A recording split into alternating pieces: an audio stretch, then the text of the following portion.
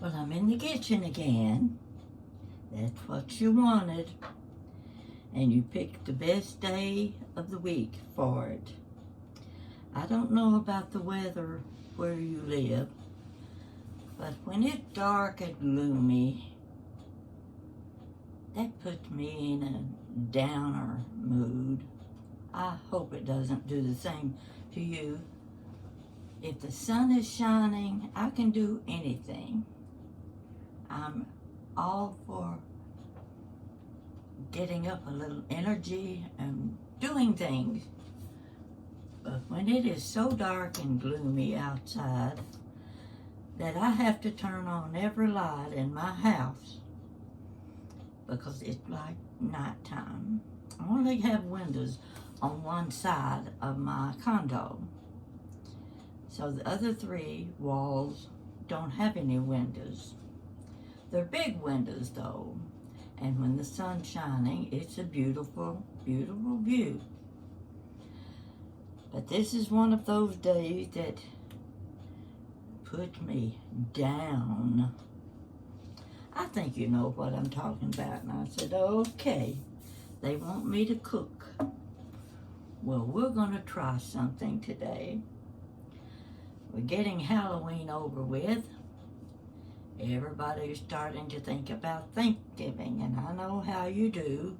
You go out to the grocery. Every time you go, you pick up a can of this and a can of that, packet of this, packet of that, because you're going to need it for Thanksgiving Day. That is, if you're planning a big to-do. Now, I'm not planning a big to-do, but I'm going to a big to-do, which means I'll take a dish. I'm one of those people that when they say bring a dish, I take 3 or 4. I can't decide which dish to take because there's certain things I love at Thanksgiving and at Christmas. Don't eat them any other time of the year. And I'm not sure that the host and the other guest will bring any of the dishes that I like. Well, they may, but most of them don't taste like mine. Now, that's not bragging to say that mine are better than theirs. It's just saying I like the way I do my dishes. So, and most people seem to approve of them when I do prepare them. So, among those dishes, you can count on 1 or 2 or 3 of these things. Mashed potatoes, or sweet potato casserole. Oh gosh, that's the only time I have it is Christmas and Thanksgiving. So I want it, and I make enough for everybody to have leftovers. There's the corn pudding. I can't have Thanksgiving dinner without corn pudding. And everybody says, Pat, will you make the dressing? Now, folks, you're expecting something fabulous from me. I know that, because these are the dishes that I swear by. You might disagree, but anyway, today we're going to fix something that I never fix. My mother always fixed chicken and dumplings. Of course, she got a big stewing hen. She had a great big kettle that she put that stewing hen in. And when she finished and took the hen out, she made her dumplings. She cut her own dumplings. She rolled her dough and spread it out, cut it in little strips, and dropped them in the broth.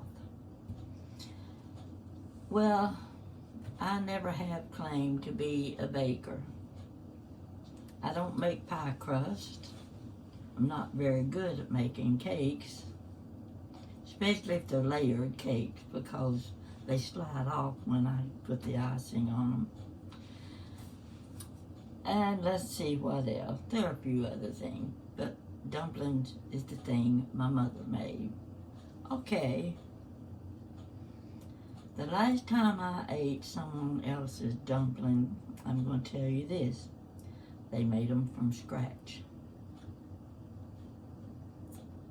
They were little strips, like you expect them to cut. But folks, I wouldn't recommend that recipe. No, I ate one dumpling. It was thin, it was tough. Anybody else wouldn't have known what it was if they hadn't been told. I'm going to try to top that one. This time, we're going to sample with Grand's biscuits. I got a big can of them. I really wanted a small can, but they didn't have any. So, we're going to make dumplings. Well, where's the opener? Oh, here it is. We're going to make dumplings with Grand's biscuit. Now, it may or may not be successful. I've already got my broth. I made my broth with chicken thighs.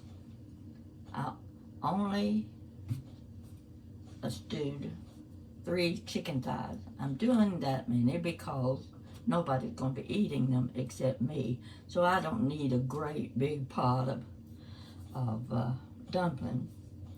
So we're going to start with, if I can get this open, there you go. That means they're nice and fresh. Okay, I'm going to take these out. Now, what you see here is my mat with flour on it. I'm going to lay out 3 or 4 of these biscuits. They're pretty good size. I'm going to leave these sitting right over here where I can get to them if I need them. Now what I want to do, flour them a little bit on each side so I can work with them. And this is how I do it. You watch what I do. I'm cutting these with my little narrow knife. You see how that is? Makes it easier. Put a little flour on there. Now I'm cutting them. I don't want them too big. And I'm going to go crosswise. Now, separate them. Get them over here. And I'm going to do the next one the same way.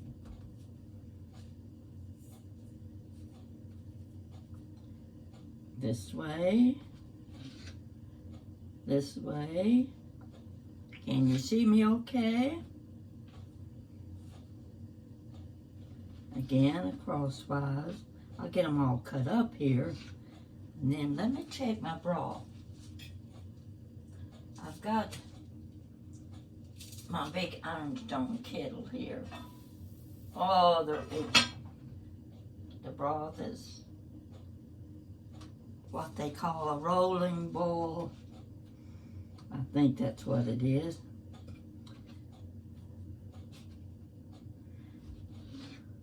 And now I'm going to do number 3. You see, I don't have that much flour, just enough to keep them from sticking to the board. Now, if you want your dumplings larger, that's your choice. You can make them any size you want, but I think it's better if they're kind of small. That way you can get several on your plate. Works better that way.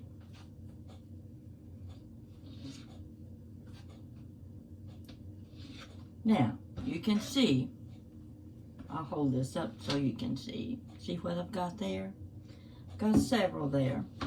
And we'll see how many we're going to need. Now, you've seen my little rolling pin before. I'm going to use it. Sprinkle a little more flour over here. Rub it around a little bit. And I've got to get the lid off. I'll put the lid over to one side. And I don't know, I'm going to move my camera a little bit, hoping you can see my pot, my big red pot. Okay, I wish I could have the camera so you could see down into the pot. We'll see what happens when I do this. First, I'm going to take my little rolling pin and I'm going to roll out. You see that? There's one. Another. You can have them any shape you want them. This is so easy.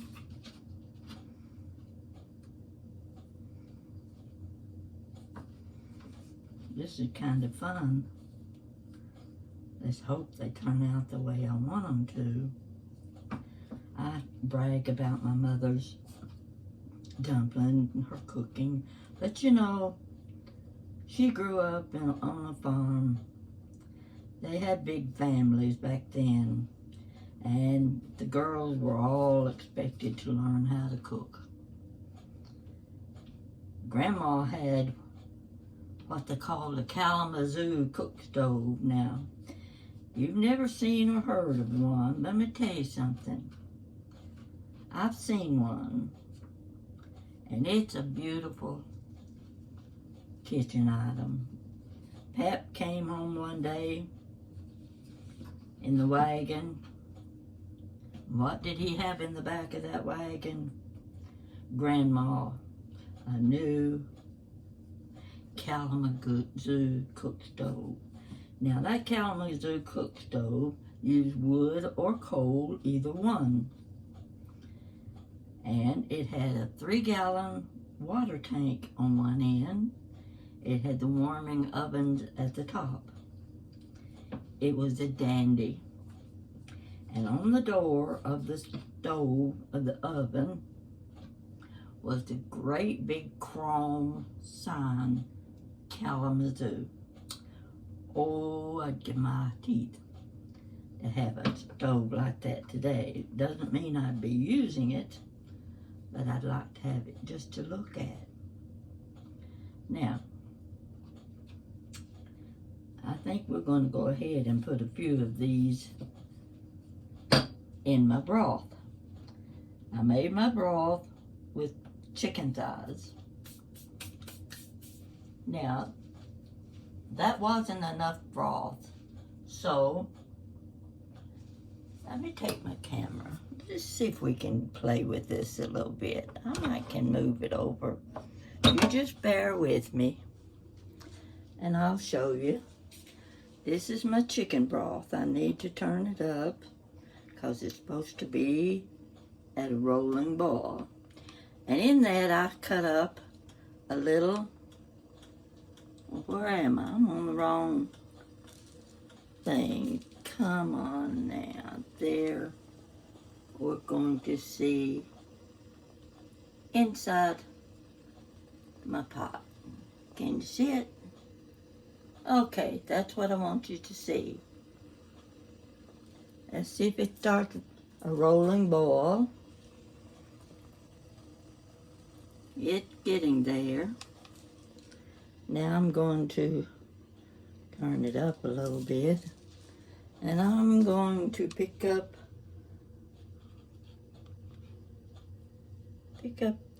my dough. You see how simple it is? Now let's drop one down in the pot and see what happens.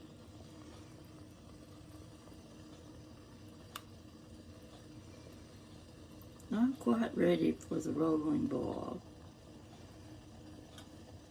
But you leave it right on top. You don't touch it.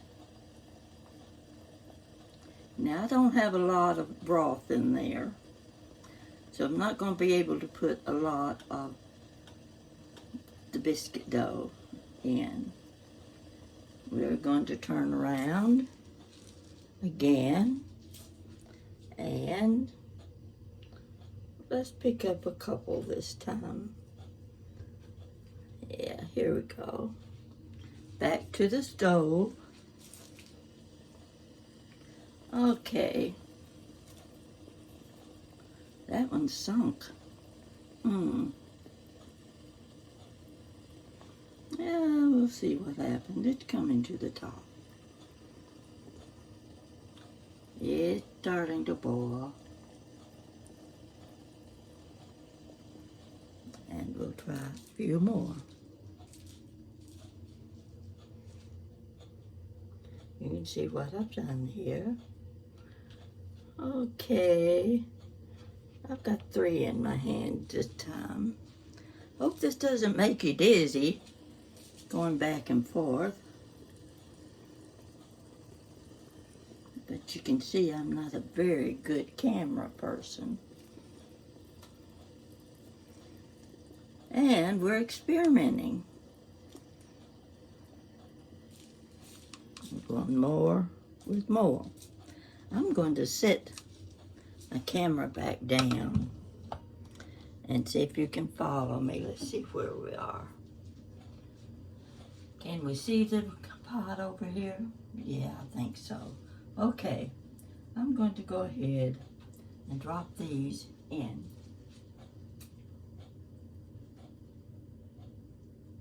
I've got this on medium high.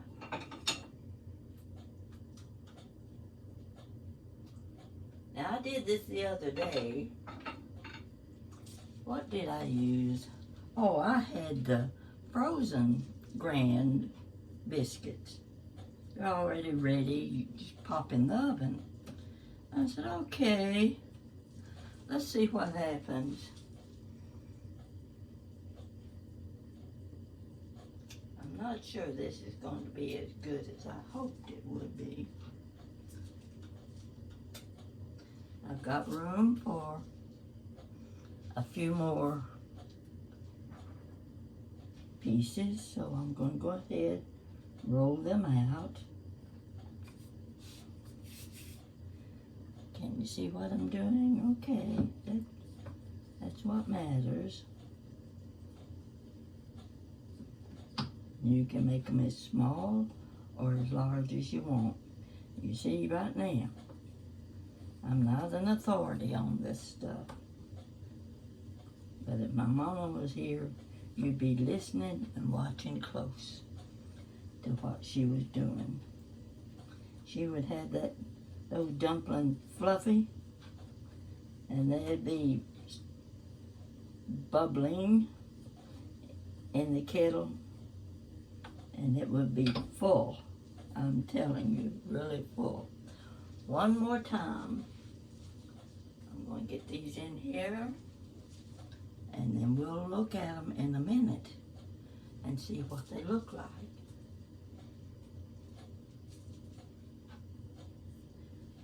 Now I added the, now you're not supposed to do anything to them. You just let them simmer on top. I'm going to let them simmer a couple minutes, and then we're going to take a look at them again. Now I've got lots of biscuits here. I may just stick the others in the oven and get them ready just to eat. Forgot one thing. I don't think it's too late. I wanted to add a little poultry seasoning to this, because I want to make sure that the broth is flavorful. So what I'm going to do is just pull a few of these aside where I can just drop the poultry seasoning right down in there into the broth. you can play it by ear by how much you think you would need. So there. Now that should make a difference in the flavor. In fact, this is just poultry seasoning right here. And I may just add a little bit of salt.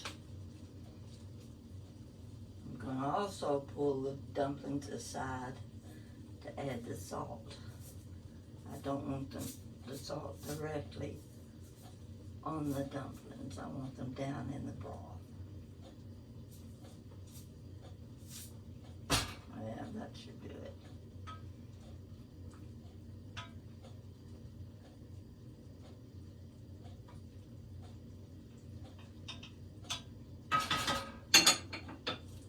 Not much to that, as you can see. And we're going to find out. I'll even test them for you.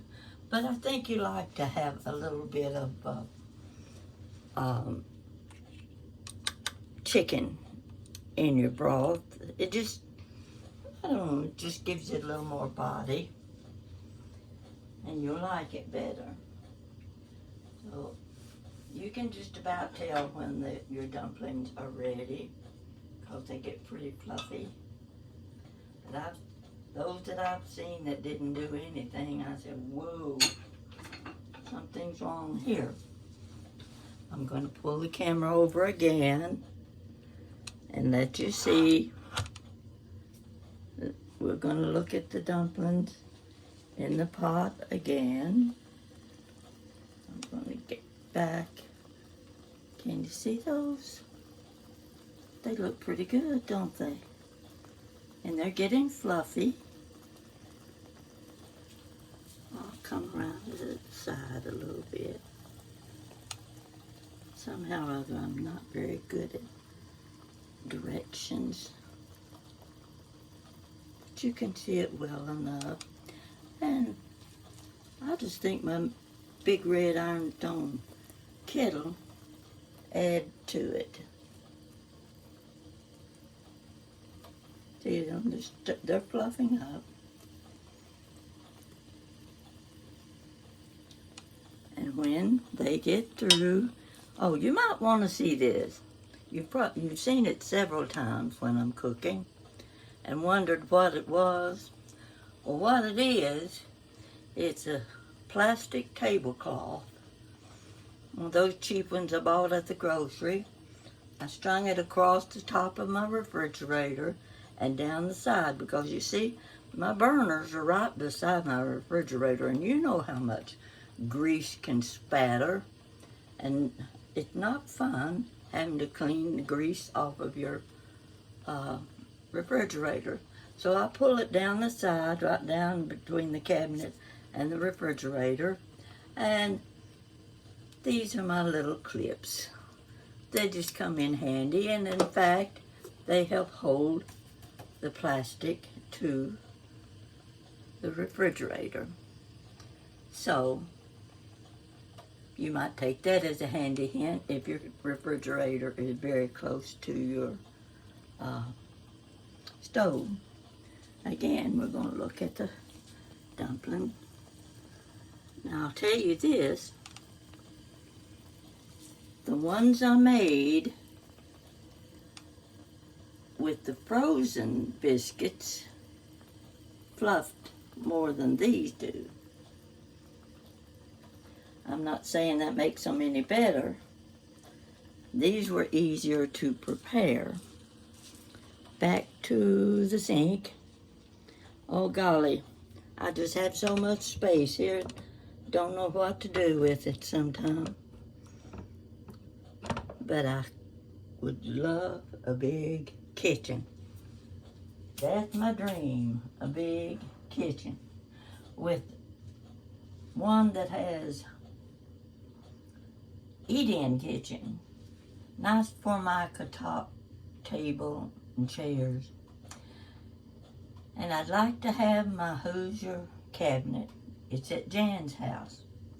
When I moved here There was no place for my old Hoosier cabinet. It's white and it's got glass windows at the doors at the top. It's got designs on the doors and down on the bottom where the drawers are. I found that Hoosier cabinet. You know what they look like. They're on legs. I found it at Antique Mall in Knoxville, Tennessee. And when I saw it, I said, oh my gosh, I had a kitchen then that you could use one. And the couple that was selling it, I paid $135 for it. Very good price at that time. And it was in very good condition. And I said, but I don't have any way of getting it home. This meant like a 25-mile drive. They said, we'll take it for you. They put it in the back of their truck and they delivered it to me and they didn't charge me. Now, that's the kind of people you want to deal with when you're buying antiques. Yes, it makes it a pleasure. So anyway, I was so disappointed when I moved to Lexington and I couldn't keep my Hoosier cabinet. So Jan took it home with her, and she's got it full of the 1940s dishes and glasses and all the paraphernalia that you use in your kitchen. And every time I go over there, I stand and look at that cabinet. Gosh, I wish I could take that home with me. No place for it in my house. And I'm going to take another look at my dumplings.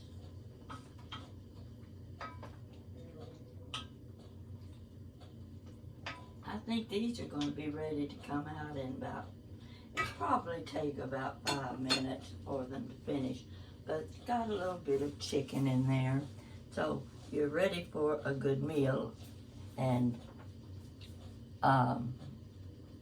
this will be, if I like them, I'll recommend them to you for Thanksgiving. An easy way of having good dumplings with your turkey, chicken, dressing, what have you. Now, I promised you I would have my dressing recipe, so I've already bought my cornbread crumbs, Pepperidge Farm, the classic. They've got about 5 different ones. You've got with whole wheat bread, little cubes, I don't know, herbs and spices, but I swear by the classic. So if you're going to be making dressing, go with the classic.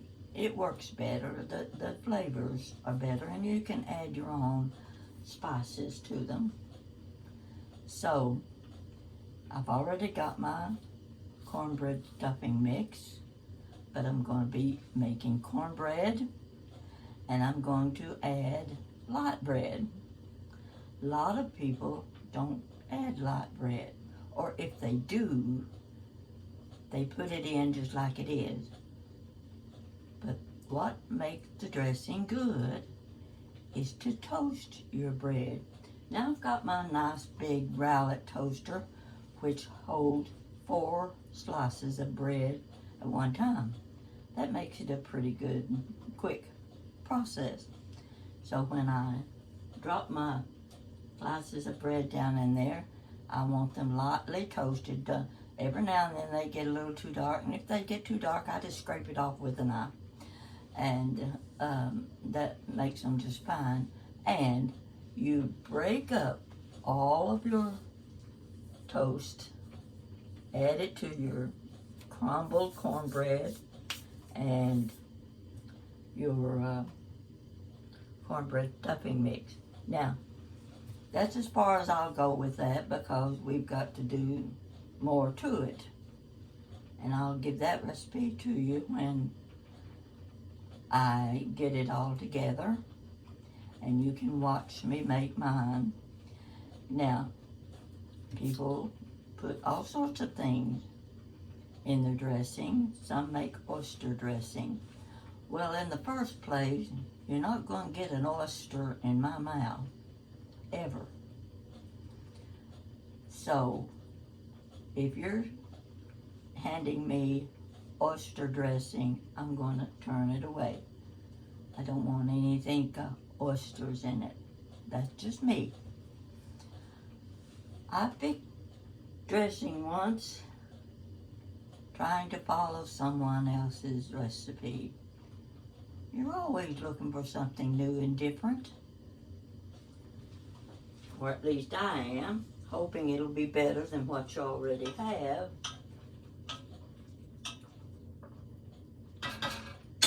I'm going to get a little dish.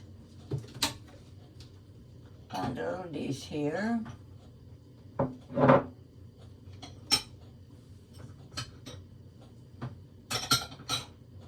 And I'm going to put one or two of these dumplings in the dish.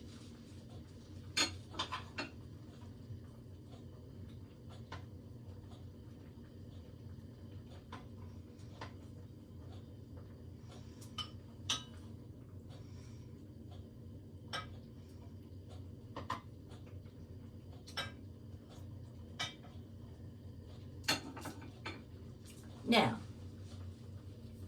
I've added a bite or two of the chicken.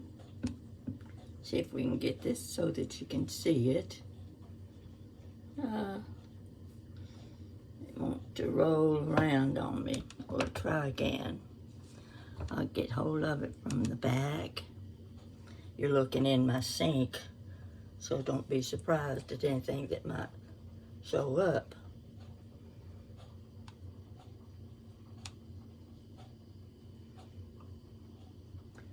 That's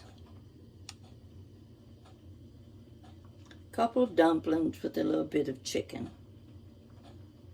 Doesn't look pretty, but that's not the point. It's how it tastes that's going to make the difference. And we definitely want it to taste good. Yeah, come on, let's see. Let's pull this forward a little bit. Yep, that's better. Find me a fork here.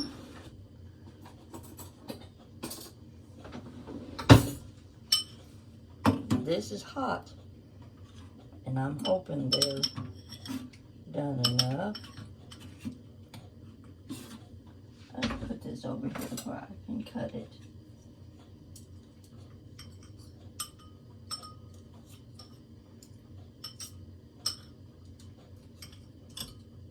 Can you see what I'm doing? Cutting it up in small bites.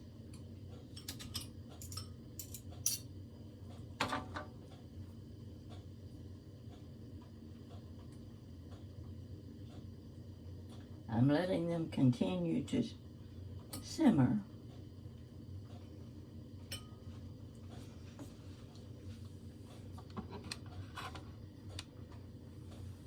Let's see.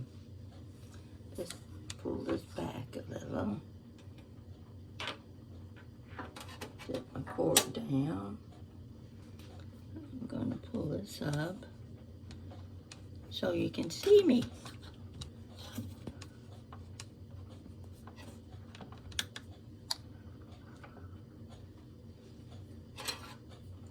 Okay, here's my dumpling.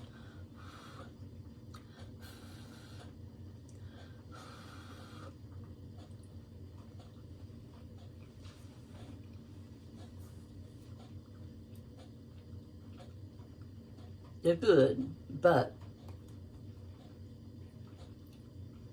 they're not as fluffy as they should be. When I did the frozen Gran biscuits, I let them thaw, took them out of the freezer. I let them thaw about half frozen because I knew it was going to be hard to cut them because they were going to be sticky. There again, I covered my board with flour. and I put them on the board and cut them just like you saw me cut these others.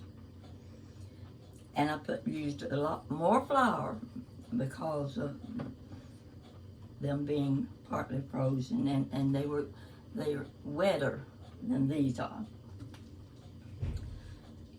So I dropped them in my broth, and they began to fluff, and they were very good.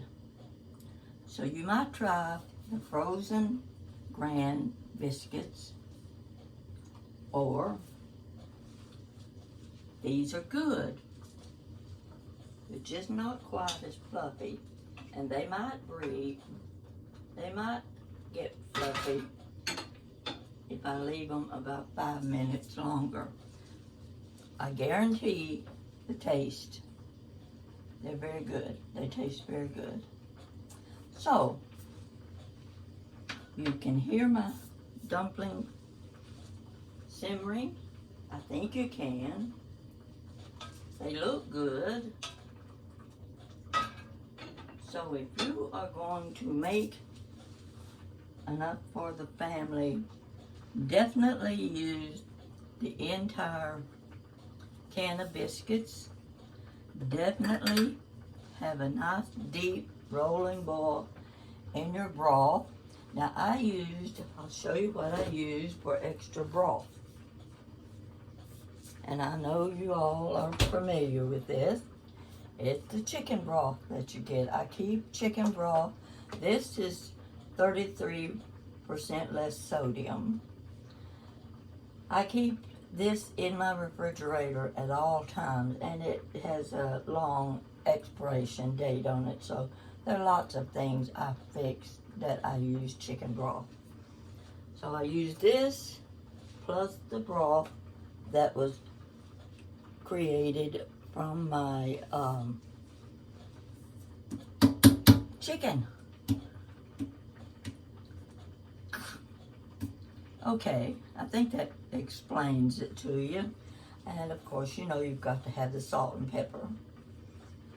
A little poultry seasoning always helps, always. So don't forget,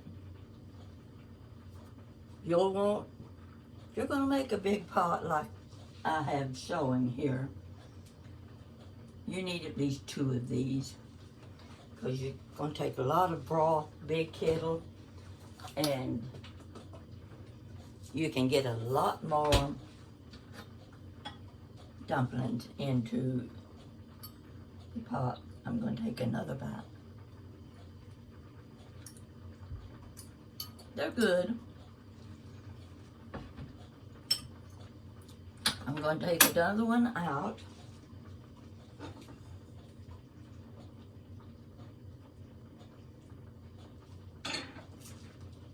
I want to see if it fluffed up a little more, because I may not have had these in there long enough. As a matter of fact, I can see that they did.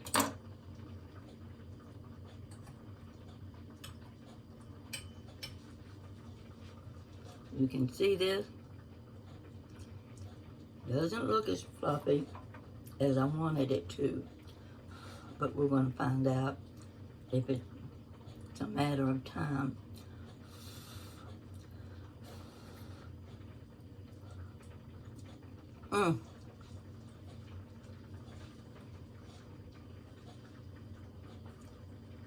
It's going to take at least 15 minutes for your dumpling to rise and be the proper size.